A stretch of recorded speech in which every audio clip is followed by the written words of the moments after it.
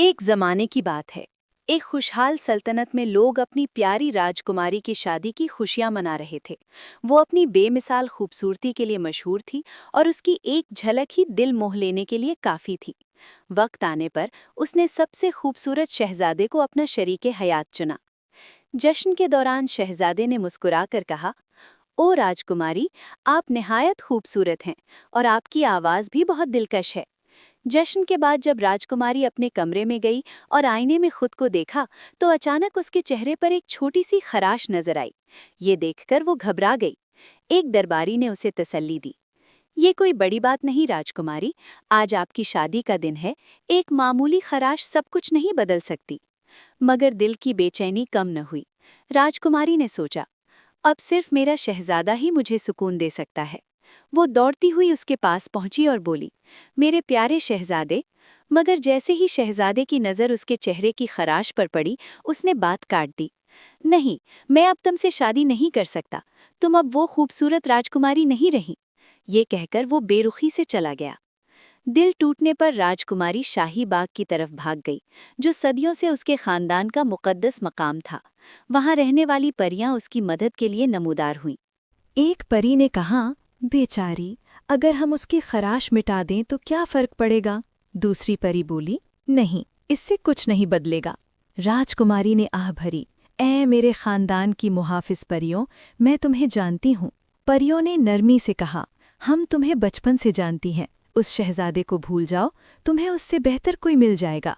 राजकुमारी ने रंजीदा आवाज में कहा, मुझे अब मोहब्बत से नफरत हो गई है, मैं किसी से शादी नहीं करना चाहती। एक परी ने सवाल किया, क्या वो तुम्हारी असल शख्सियत को जानता था, तुम्हारी पसंद नापसंद? राजकुमारी ने जवाब दिया, नहीं, वो मुझे कभी समझ ही नहीं सका। अगर वो मुझसे सच्चा प्यार करता तो मुझे वैसा ही कबूल करता जैसी मैं हूँ। फिर उसने फैसलाकुन अंदाज में कहा, मुझे अब इंसान बनकर नहीं रहना, बराहे करम मुझे किसी जानवर में बदल दो। दिल पर पत्थर रखकर परियों ने जादू किया और राजकुमारी एक सांप में बदल गई। अलविदा मेरे घर वालों, मेरे दोस्तों, उसने आहिस्ता से कहा। जादुई बाग ही अब उसका नया घर बन गया। वो एक पत्थर पर बैठकर अपनी तकदीर के बारे में सोचती रहती। सांप बनने के बावजूद उसका दिल नर्म और हमदर्द था। एक दिन सेड्रिक नामी नौजवान ने उसे देखा। वो हैरानी से बोला, क्या आप सांपों की राजकुमारी हैं? उसने जवाब दिया, हाँ, मगर मैं बहुत परेशान और खोई हुई हूँ। सेड्रिक ने कहा, अगर आप चाहें तो करीब ही एक झोपड़ी है, आप वहां रह सकती हैं। कुछ सोचने के बाद राजकुमारी मान गई। दिन हफ्तों में बदल गए। सेड्रिक अक्सर उससे मिलने आता, तोहफे लाता और उसके साथ वक्त गुजारता। राजकुमारी ने कहा, सेड्रिक, तुम्हारा शुक्रिया, तुम न होते तो मैं न जाने कैसे रहती।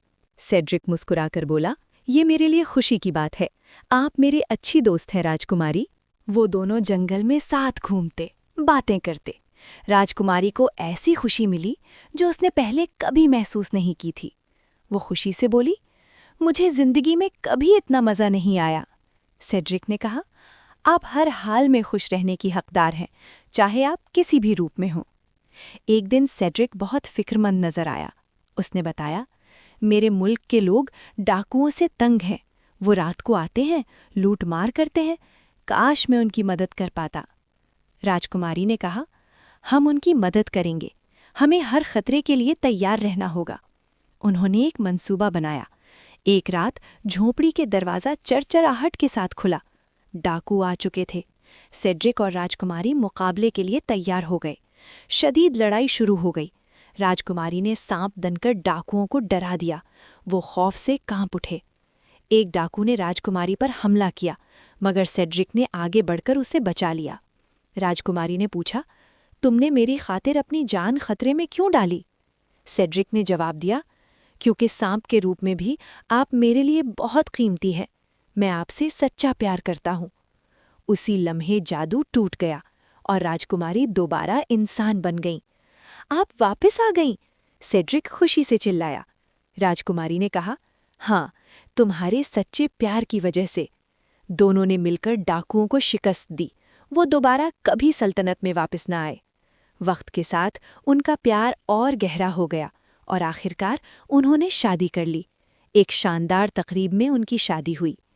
यूं वो खुशी खुशी रहने लगे और पूरी सल्तनत को ये सबक दिया कि सच्ची खूबसूरती और मोहब्बत इंसान के दिल में होती है, ना कि उसके ज़ाहिरी रूप में।